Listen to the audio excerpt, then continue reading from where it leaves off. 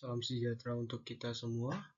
Kami dari kelompok 4 yang beranggotakan saya Mirko Roberto, Noperianus, Pijaya Samsudin, Fakihal Rashid, dan Gusti Muhammad Akbar Abdul Hazam.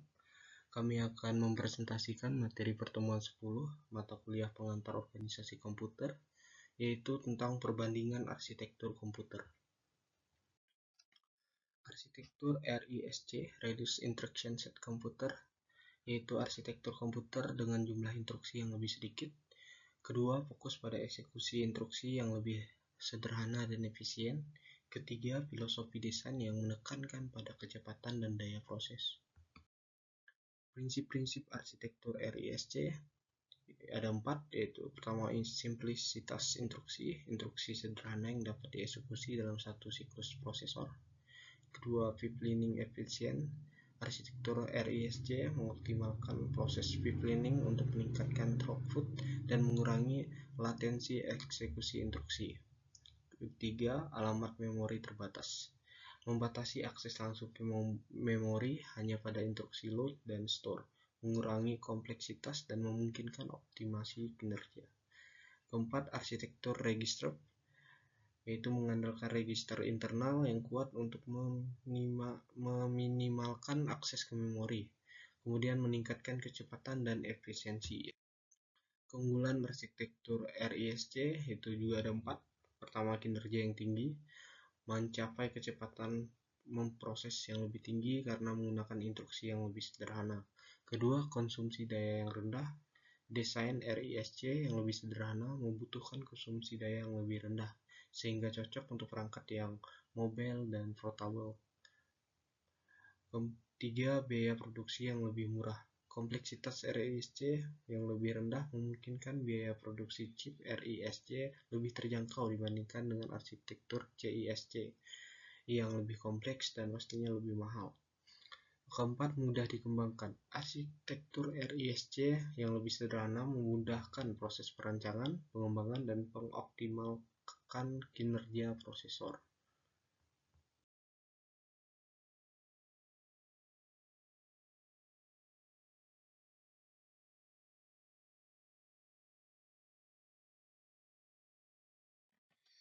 Salam sejahtera untuk kita semua. Kami dari kelompok 4 yang beranggotakan saya Mirko Roberto, Noperianus, Pijaya Samsudin, Fakihal Rashid, dan Gusti Muhammad Akbar Abdul Hazam. Kami akan mempresentasikan materi pertemuan 10 mata kuliah pengantar organisasi komputer, yaitu tentang perbandingan arsitektur komputer. Arsitektur RISC, Reduced Instruction Set Computer, yaitu arsitektur komputer dengan jumlah instruksi yang lebih sedikit. Kedua, fokus pada eksekusi instruksi yang lebih sederhana dan efisien. Ketiga, filosofi desain yang menekankan pada kecepatan dan daya proses. Prinsip-prinsip arsitektur RISC ada 4, yaitu pertama, simplisitas instruksi, instruksi sederhana yang dapat dieksekusi dalam satu siklus prosesor. Kedua, pipelining efisien. Arsitektur RISC mengoptimalkan proses pipelining untuk meningkatkan throughput dan mengurangi latensi eksekusi instruksi. Ketiga, alamat memori terbatas.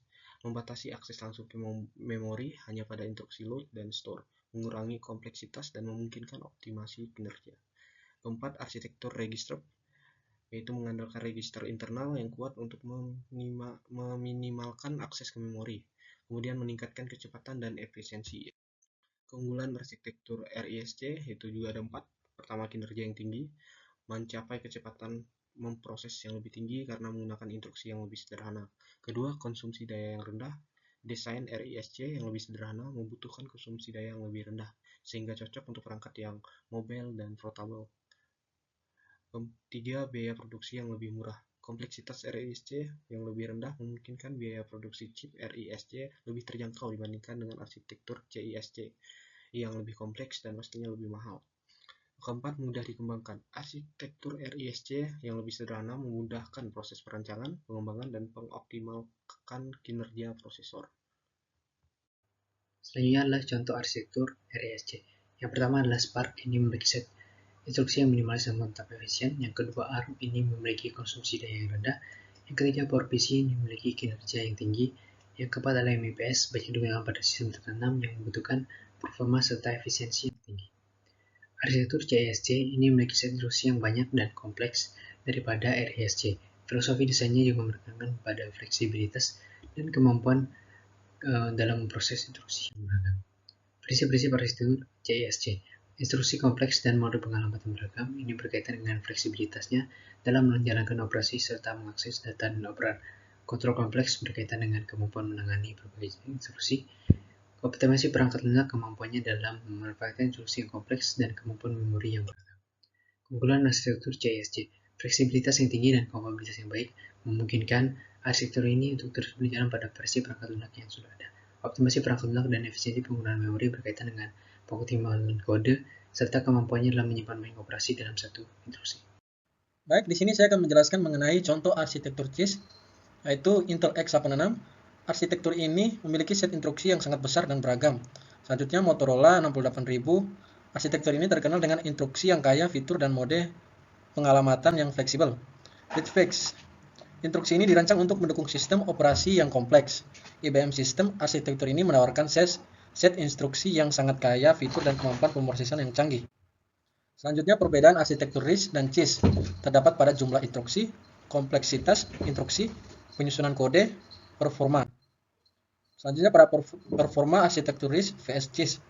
Pada kecepatan eksekusi, arsitektur RISC memiliki kecepatan eksekusi ketimbang CISC. Efisiensi pipelining.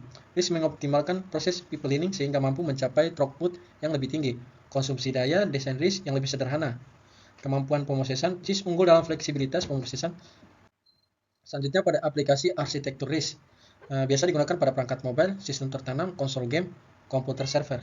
Sekian, terima kasih. Selanjutnya, masa depan arsitektur komputer terbagi menjadi 4, yaitu pertama, integrasi AI. AI akan diintegrasikan untuk mencapai satu tujuan.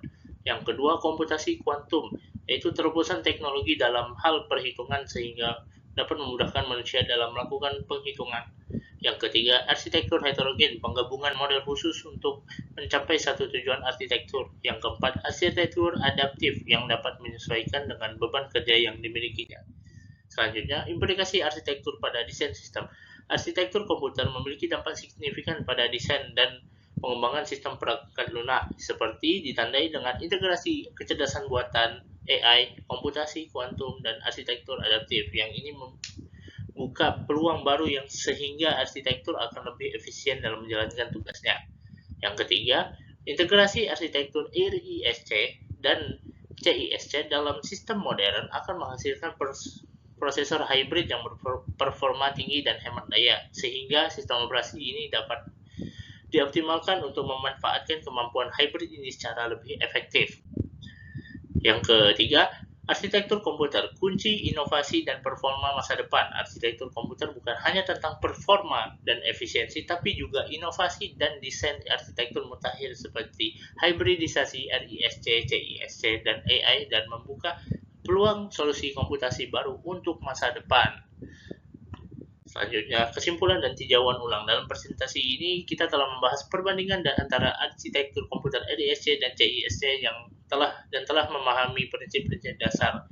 Antara lain, satu, arsitektur RISC akan berisikan instruksi secara sederhana, namun CISC akan menawarkan instruksi yang lebih kompleks dalam fleksibilitasnya. Tren terkini akan menggabungkan RISC CISC yang menggabungkan kelebihannya sehingga dapat mencapai performa tinggi dengan efisiensi energi yang rendah, yang tinggi juga. Yang ketiga, pemilihan arsitektur komputer sangat bergantung pada kebutuhan aplikasi sehingga sangat diperlukan tinjauan dalam menentukan hal tersebut.